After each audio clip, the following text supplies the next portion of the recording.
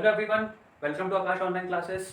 देखिए, जैसे हम बात कर रहे थे कल के जो सेक्शन में हमने बात की थी कि रियल नंबर जो है वो हमने स्टार्ट किया था क्लास 10th के लिए। तो सिमिलरली जो आज हम स्टार्ट करने वाले हैं रियल नंबर्स का आगे का पार्ट, जो हमने कल जहाँ से हमने जो लीव किया था वो मैंने डिवीजन थ्योरम जो आपको बताई थी, जो क्या होती थी dividend is equals to divisor into quotient plus remainder. Okay, ये बताया था मैंने आपको। तो इसके बाद हमने देखा था कि ये जो मेथड है या ये जो थ्योरम है हमें किस में लगने वाली है, हमारे यूक्लिड्स डिवीजन लेमा में। यूक्लिड्स डिवीजन लेमा में। और ये हम क्यों यूज कर रहे हैं इस चैप्टर में? To find HCF. HCF find करने के लिए हम यूक्लिड डिवीजन लेमा का यूज करेंगे। क्लियर? इतनी बात हमने कल यहाँ तक जो है वो कल कर ली थी। अब इसके आगे हम फ्रेंड्स बढ़ाते हैं कि कैसे जो है हमको एचसीएफ करना है। ओके, तो सिमिलरली हम देखेंगे जो हमारे पास एक एग्जाम्पल है एनसीईआरटी में, जो आपको मिल जाएगा जैसे ही आप अपनी बुक ओपन करेंगे। तो जो एग्जाम्पल नंबर जो फर्स्ट दिया हुआ है आपकी बुक में, ओके, तो उस एग्जाम्पल को आज मैं आपके सामने सॉल्व करूंगा और बताऊंगा कि कैसे उसने जो है वो इस थ्योरम का यूज किया हुआ है। ओके, तो हम देख लेते हैं।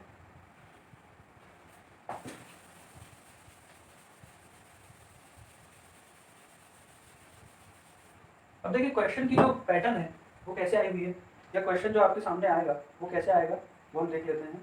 देखिए, क्वेश्चन ऐसा आता है कि use Euclid's division algorithm to find the HCF of. Okay, बिल्कुल सेम पैटर्न आपको बोर्ड के पेपर में इस क्वेश्चन का जो मिलेगा वो यही मिलेगा कि यहाँ पर लिखा होगा कि use Euclid's algorithm, use Euclid's algorithm and find HCF. Okay, यही क्वेश्चन आपको बोर्ड में आएगा, जो कि 2 या 3 नंबर का क्वेश्चन पूछ सकते हैं। ओके, तो यहाँ पर जो हमारे पास क्वेश्चन है पहला वो ये है कि देखिए, एग्जाम्पल नंबर आपकी जो बुक में होगा वो होगा एग्जाम्पल नंबर 1, ठीक है, जिसमें हमको बोला है फाइंड एचसीएफ। ओके, क्वेश्चन यही है, use Euclid's algorithm and find HCF. तो देखिए, ये एग्जाम्पल नंबर 1 है। देखिए, एग्जाम्पल इसलिए सॉल्व करा रहा हूँ क्योंकि जो कुछ भी आगे स्टेप होगा वो आपके सामने विजिबल होगा, तो आप देख पाएंगे, और जहाँ भी आपको समझ में नहीं आएगा तो आप यहाँ से देख लेंगे। ओके, तो इसलिए मैं एग्जाम्पल सॉल्व करवा रहा हूँ। तो find the HCF of, question क्या है, 4052 एंड 12576। Clear everyone? ये हमारे पास क्वेश्चन है। तो हम देखेंगे कि इस क्वेश्चन में जो यूक्लिड्स डिवीजन एल्गोरिथम है वो किस तरह से अप्लाई होगी। थोड़ा सा ऊपर लिख देता हूँ मैं।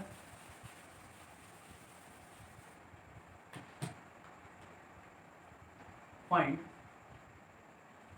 HCF of 4052 12576।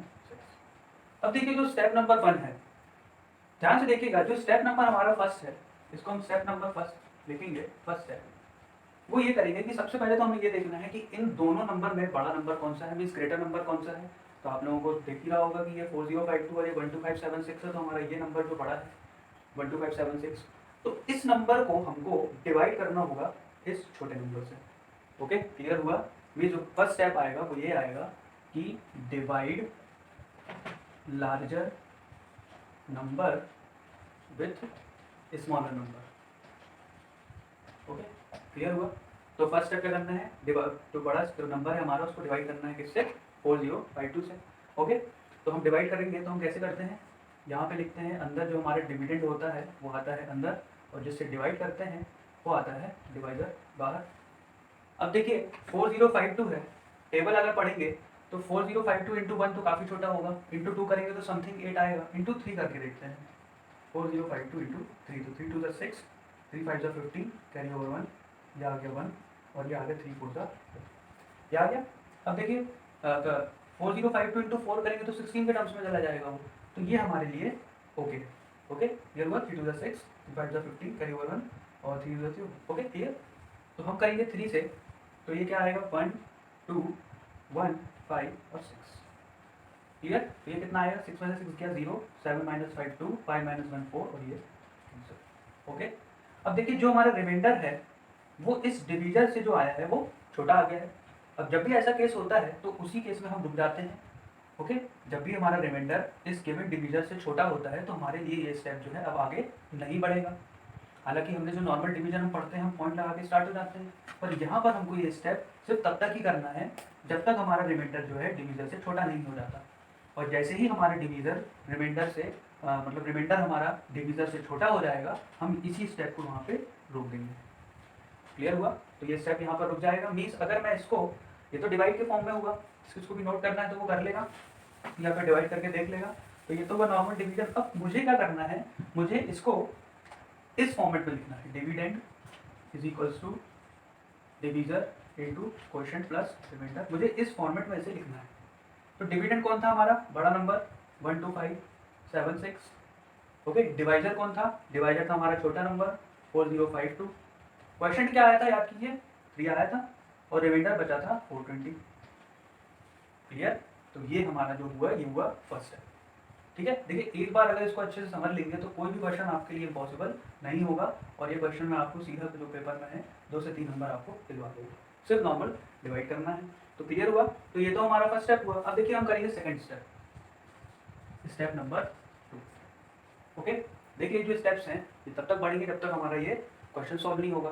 तो हो सकता है किसी क्वेश्चन में 2 ही स्टेप हो, किसी में 1 ही हो, किसी में 3 हो, किसी में 4 हो। ओके, तो ये स्टेप जो है हमारे क्वेश्चन के हिसाब से चेंज होते रहते हैं। अब देखिए करना क्या है, हमने अभी क्या किया था, 4052 को से डिवाइड किया था किसको, 12576 को। अब जब हमने ये प्रोसेस की तो हमारे पास एक रिमाइंडर बचा है 420। अब हम क्या करने वाले हैं, हमको इसको बनाना है डिवीजर। नेक्स्ट स्टेप में जो हमारा फर्स्ट स्टेप का रिमाइंडर था वो हमारा सेकंड स्टेप का हो जाएगा डिवीजर, और जो हमारा फर्स्ट स्टेप का डिवीजर था अब वो बन जाएगा डिविडेंड। देखिए अभी इसको डिवाइड करने के लिए हमारे पास इस क्वेश्चन में कोई अवेलेबल था नहीं, इसने तो खुद इसको डिवाइड किया है। पर अब जब हमने फर्स्ट स्टेप सॉल्व कर लिया तो हमारे पास इसको डिवाइड करने के लिए एक वैल्यू जो है वो आ गई है। क्लियर हुआ?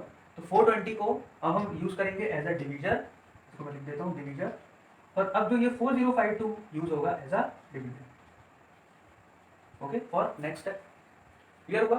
तो ये बात सबको याद रखनी है कि सेकंड स्टेप में जो फर्स्ट स्टेप का प्रीवियस स्टेप का जो रिमाइंडर होगा वो डिवीजर बन जाएगा और ये जो डिवीजर है वो डिविडेंड बन जाएगा। क्लियर? तो कितना क्लियर है?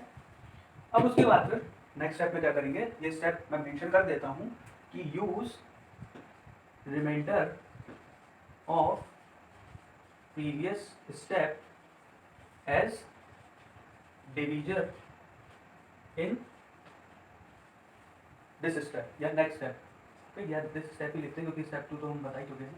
इन this step and divisor of previous step use as dividend.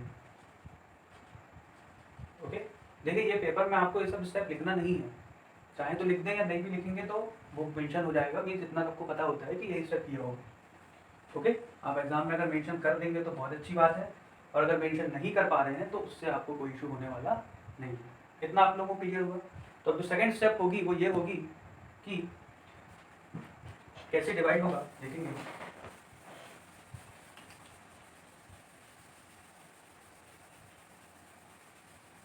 तो स्टेप नंबर 2 आएगा।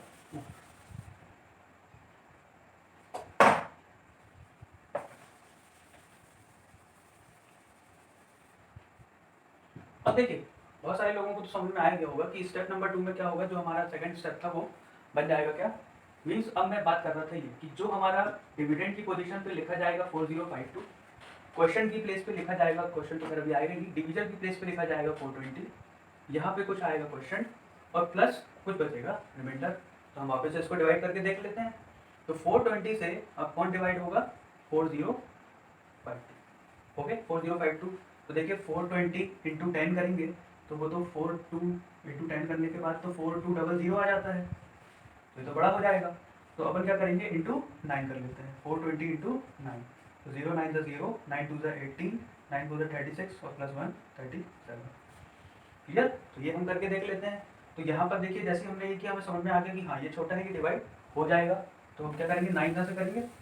तो 9 ज़ा से किया तो ये आया 3 7 8 0। Okay clear? तो ये 2 माइनस 0 कितना हो गया, 1 मिनट, 420 इंटू 9 ये था ना। ओके, तो ये 2 में से 0 गया तो बचा 2, ये हो जाएगा, यहाँ से कैरी लेगा तो यहाँ हो जाएगा 15 और यहाँ हो जाएगा 9, 50 माइनस 8 हुआ 7, 9 में 7 गया तो 2 और ये तो 3 हो गया यहाँ पे कैंसिल। कितना बच गया? 272 आ गया। तो देखिए ये हमारा रिमाइंडर आ गया, और अब ये रिमाइंडर जो है इस डिवीजन से छोटा है तो अब फर्दर डिवीजन पॉसिबल नहीं है, तो हम अपनी जहाँ पे हमने स्पेस छोटा था वहाँ पे हम ये लिख देंगे कि जो रिमाइंडर आया है वो कितना आया है 272, और जो डिवीजन आया है वो आया है 9। आई होप ये सब क्लियर हो रहा होगा। ओके, तो देखिए अब फिर से वही स्टेप होगा कि जो हमारा 272 है, अब नेक्स्ट स्टेप के लिए वो क्या होगा, एज अ डिवीजन यूज होगा। Means previous remainder is used as division in next step and the division used as a dividend. Okay, तो 420 इसको मैं डायरेक्ट लिख रहा हूँ, ये मेरा सेकंड स्टेप था। तो थर्ड स्टेप में मैं डायरेक्ट लिख रहा हूँ कि now 420 use as dividend and 272 as divisor. Clear हो रहा है क्यों ऐसा कर रहे हैं? ओके, तो ये 272 जो मेरा है अब ये यूज होगा एज अ डिवाइजर, मतलब मैं ये किसको डिवाइड करेगा, ये डिवाइड करेगा 420 को।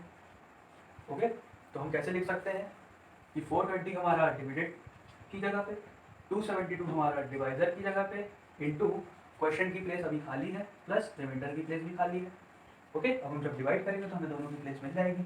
अब देखिए 272 इंटू 2 करके देखते हैं, तो 2 2 4, 2 7 14, 2 2 4 प्लस 1 5, 540 को तो बड़ा हो रहा है, मतलब सीधी सी बात है 1 से होगा बस। तो 1 से जब करेंगे तो ये जाएगा 272, ये कैंसिल हुआ, यहाँ पे आया 10, ये कैंसिल होके यहाँ पे आया 11 और यहाँ पे कैंसिल होके आया 3। Okay, normal subtraction, 10 minus 2 8, 11 minus 7 4 और 3 माइनस 2। क्लियर है दोस्तों? तो 3 माइनस 2 1 हो गया। मीन्स अब हमारा जो फिर से रिमाइंडर छोटा हो चुका है तो हम आगे डिवाइड नहीं करेंगे, तो हमें अपने जो आंसर है वो मिल गए हैं। 272 इंटू क्या हो जाएगा, क्वेश्चन की जगह पे 1 हो जाएगा और रिमाइंडर की जगह पे 148। क्लियर है सबको? तो ये अब देखिए क्या होगा, अभी भी हमको हमारा आंसर तो मिला नहीं है। आंसर कब मिलेगा और कैसे मिलेगा अभी आपको थोड़ा देर में समझ में आ जाएगा। तो ये हमारा हुआ सेकंड स्टेप था और ये हमारा हो गया थर्ड स्टेप। क्लियर? अब जो फोर्थ स्टेप होने वाला है वो वही होगा। फोर्थ स्टेप में क्या करेंगे, बताइए क्या करेंगे, सोचिए कौन होगा डिवाइजर, 148 डिवाइजर होगा और डिविडेंड कौन होगा 272। ओके, तो आप क्या लिखेंगे, डिविडेंड की जगह पे 272 लिखेंगे, 148 जो है अब डिवाइजर के रूप में लिखा जाएगा, इनटू क्वेश्चन की प्लेस तो पता ही नहीं है, प्लस रिमाइंडर की प्लेस भी पता नहीं है। तो क्या करेंगे, 148 से 272 को डिवाइड करेंगे, तो 148 272। ओके, ठीक है, 2 से करेंगे, 2 8 16, 2 4 8 1 9 और 2 1 2 बड़ा हो गया, 296 हो गया। नहीं होगा 1 से ही हो जाएगा, तो आ जाएगा 1 4 8, 12 माइनस 8 4, 6 माइनस 4 2, ये आंसर। क्लियर हो रहा है? तो 24 एज अ रिमाइंडर। अब देखिए फिर से नहीं होगा, 24 छोटा हो गया ना 140 से, 24 हो गया रिमाइंडर और क्वेश्चन आया है खुद 1। ओके, ये हुआ स्टेप नंबर 5। अब चलिए स्टेप नंबर 5 के लिए फिर 4 को आगे बढ़ाना पड़ेगा। ठीक है, इतना क्लियर है सबको? ओके, जो भी आपको डाउट हो आप कमेंट में मुझसे पूछ सकते हैं। क्लियर? चलिए अब उसके बाद फिर हम आगे बढ़ेंगे, तो हमारे पास जो नेक्स्ट स्टेप आएगा स्टेप नंबर 5 क्या होगा, मैं इसको ऊपर लिख देता हूँ स्टेप 4 को।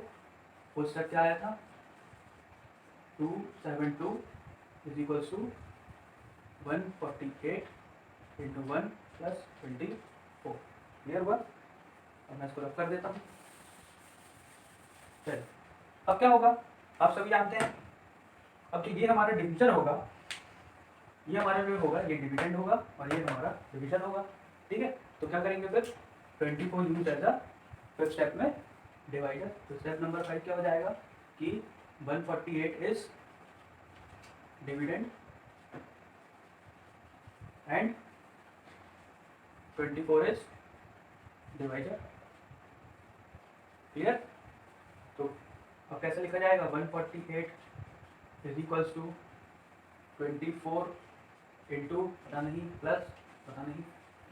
ओके, तो 148 को डिवाइड करेंगे किससे, 24 से, तो 24 इंटू 24 की टेबल आती है किसी को? नहीं आती।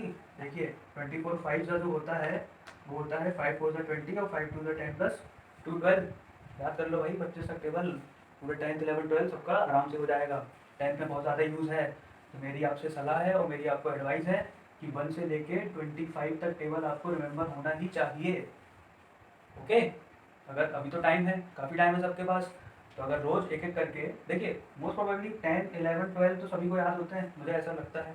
जिनको ये भी याद नहीं होते तो उनसे बड़ी मेरी सहानुभूति है, पर 10 11 12 तक तो याद होते ही हैं। तो देखिए, अगर डेली अगर एक एक टेबल भी करेंगे तो 10 दिन में आपको, या 10 15 दिन में आपको 25 तक टेबल याद हो जाएगा।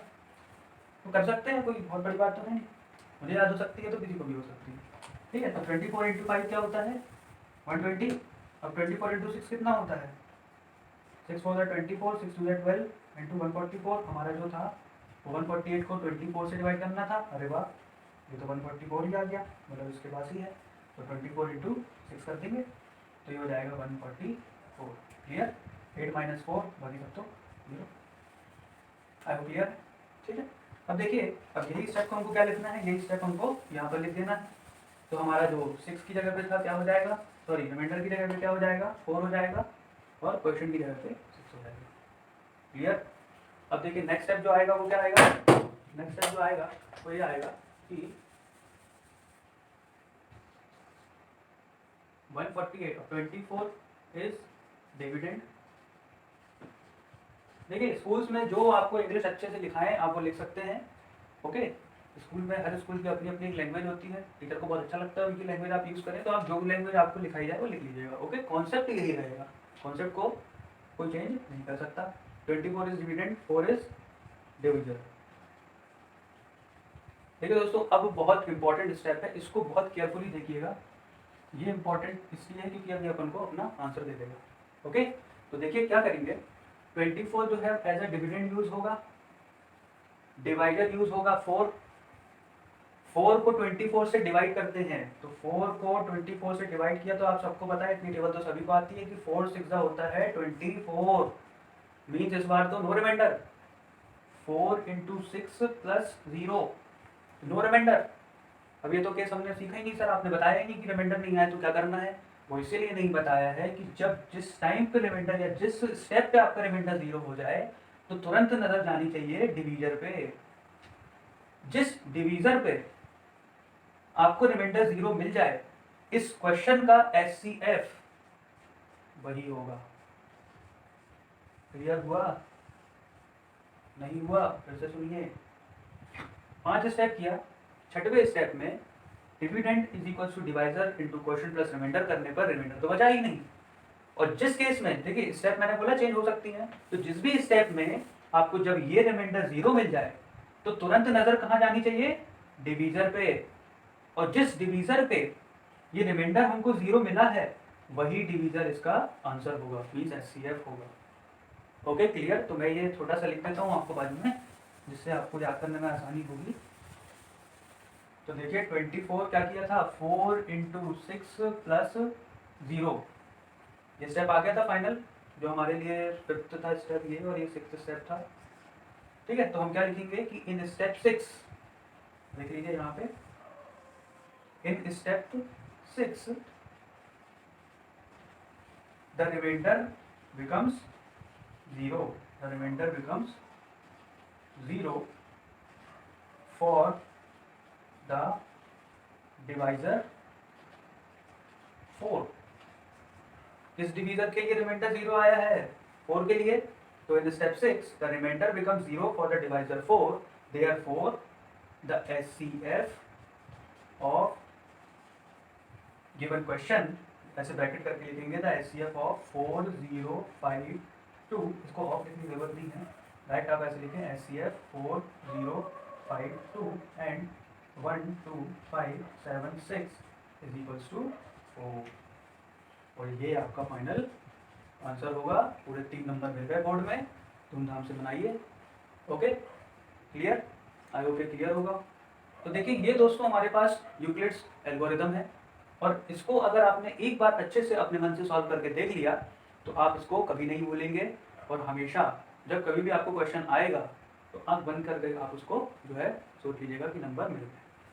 नॉर्मल डिवाइड करना है, बस एक चीज़ याद रखनी है जो मैंने पहले कल बताई थी, dividend is equals to divider into quotient plus dividend. Okay, तो देखिए आपके लिए जो क्वेश्चंस जो आप सॉल्व कर सकते हैं, जो इस कॉन्सेप्ट से क्वेश्चन सॉल्व हो जाएंगे, वो आपके एक्सरसाइज 1.1 के क्वेश्चन नंबर फर्स्ट पूरा सॉल्व हो सकता है, क्वेश्चन नंबर फर्स्ट पूरा सॉल्व हो सकता है, क्वेश्चन नंबर थर्ड सॉल्व हो सकता है। उसके बाद जो क्वेश्चन नंबर सेकंड, फोर्थ और फिफ्थ है, वो एक्चुअल में उसमें एक कॉन्सेप्ट जो है तो थोड़ा सा मुझे बताना होगा, मैं एक आपको कॉन्सेप्ट बता दूंगा, आप वो 3 क्वेश्चन भी कर लेंगे। ओके, तो आपका अभी क्वेश्चन नंबर फर्स्ट और क्वेश्चन नंबर 3 जो कि बेस्ड है इसी न्यूक्लियस डिवीजन पे। ओके, क्वेश्चन नंबर 3 मैं आपको एक बार एक्सप्लेन कर देता हूँ, जिससे आपको करने में जो है थोड़ा सा ईजी हो जाएगा। तो देखिए क्वेश्चन नंबर फर्स्ट तो पूरे क्लियर है, उसमें HCF जो है वो बन जाएगा, आपको कैसे निकालना है न्यूक्लियस डिवीजन से। और अगर किसी को भी थोड़ा सा भी डाउट किसी क्वेश्चन में आता है तो सिर्फ कमेंट में एक्सरसाइज नंबर और क्वेश्चन नंबर लिख दे, मैं नेक्स्ट सेशन में उसको कवर कर दूंगा। पहले आपका डाउट क्लियर होगा, उसके बाद मेरा सेशन आगे होगा। ओके दोस्तों, क्लियर है?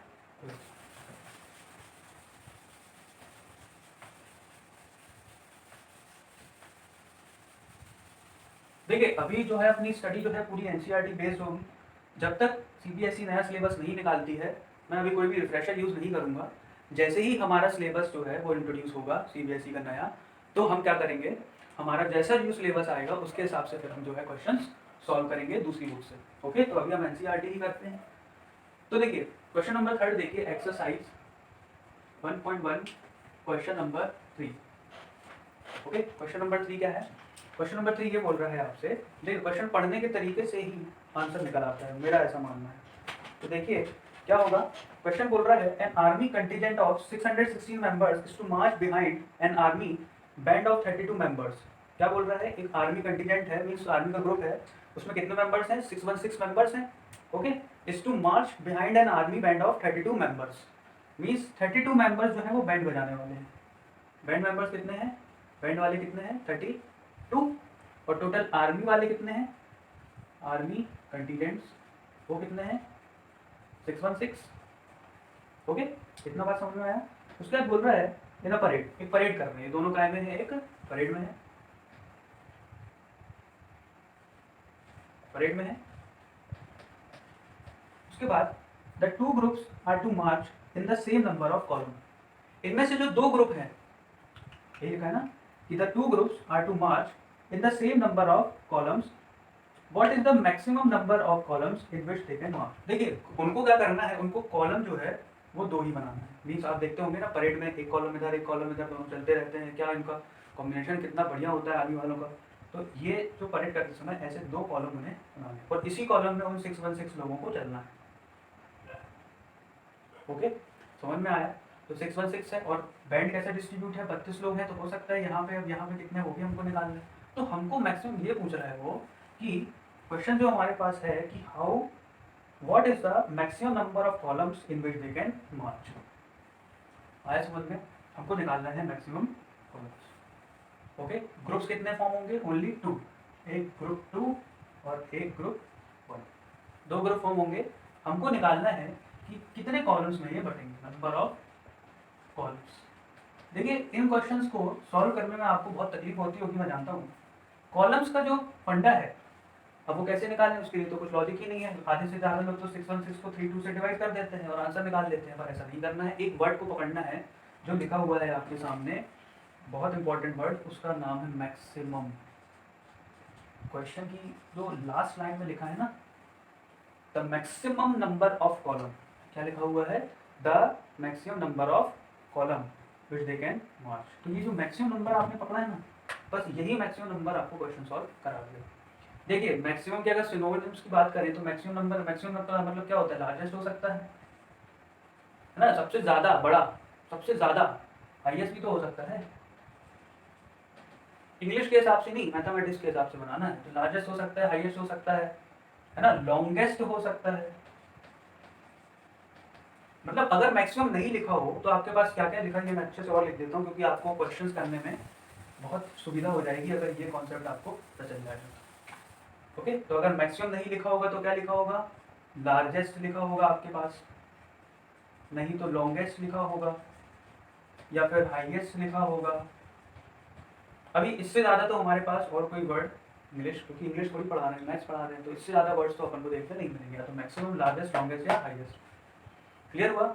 जब भी ये 4 वर्ड्स आपको किसी क्वेश्चन में मिल जाए और ऐसे ही क्वेश्चन आपको समझ में आ जाए कि इसमें कुछ 2 वैल्यूज़ दी हुई हैं और पूछा है मैक्सिमम वैल्यू, आँख बंद करके एचसीएफ निकाल लीजिए। ओके, जैसे इस क्वेश्चन में करना है आपको, अभी इससे बाहर और कुछ नहीं आएगा। क्लियर? हालांकि कैसे इसमें भी कॉन्सेप्ट चेंज होता है, क्वेश्चन बाई क्वेश्चन अपन देखेंगे, पर अभी तक जो क्वेश्चन रिपीट हुए हैं बोर्ड में उसके हिसाब से जब भी आपको ऐसा कोई क्वेश्चन आए तो आप सीधा क्या करेंगे, जब भी आपको मैक्सिमम लार्जेस्ट लॉन्गेस्ट या हाईएस्ट मिलेगा 2 नंबर मिलेंगे या फिर 3 नंबर मिलेंगे, ओके, क्या करेंगे, सबका एचसीएफ निकाल लेंगे। क्या निकाल लेंगे? एचसीएफ। अब एचसीएफ निकालते तो आपको आता ही है, प्राइम फैक्टराइजेशन मेथड है, नहीं आती तो यूक्लिड्स लगा लीजिए। ओके, तो ये क्वेश्चन सॉल्व हो जाएगा। मतलब बेसिकली आपको करना क्या है, 616 का और 32 का एचसीएफ निकालना है, और जैसे ही आप एचसीएफ निकाल लेंगे तो वही एचसीएफ आपका आंसर होगा। क्लियर है? तो फर्स्ट क्वेश्चन करिएगा, थर्ड क्वेश्चन कीजिएगा। इनमें से अगर फर्स्ट क्वेश्चन के पार्ट में किसी में डाउट हो या इसमें डाउट हो, सिर्फ कमेंट कर दीजिएगा, अगर आपका डाउट या अगले सेशन में आपका डाउट क्लियर हो जाएगा। क्लियर दोस्तों? तो आई होप इतना सेशन आपको आज अच्छा लगा होगा और पसंद आया होगा। तो देखिए, जो भी कुछ आपको डाउट होते हैं या जो भी कुछ आपकी क्वेरीज होती हैं तो आप मुझे कमेंट कर दीजिए और बेल आइकन जरूर प्रेस कीजिए, क्योंकि बेल आइकन प्रेस करने से क्या होता है कि जो भी वीडियो मैं कभी भी किसी भी टाइम पर डालता हूँ तो आपके पास एक मैसेज आ जाएगा। Okay, video routine by routine रोज डलता है। ओके, तो जैसे ही वीडियो नया डलेगा आपके पास तुरंत मैसेज आ जाएगा। ओके, तो बेल आइकन को जरूर प्रेस कीजिए और जितना हो सके उतना शेयर कीजिए, दूसरों तक पहुँचाइए, सब्सक्राइब करवाइए और लाइक कीजिए। ओके, तो आप जितना भी मुझे मोटिवेट करेंगे वो आपके लाइक शेयर और सब्सक्राइब से ही करेंगे। तो जैसे आप मुझे मोटिवेट करेंगे मैं और मेहनत करूँगा। यार दोस्तों, ठीक है, वो आज के लिए इतना ही, and keep watching and keep learning. Okay, thank you.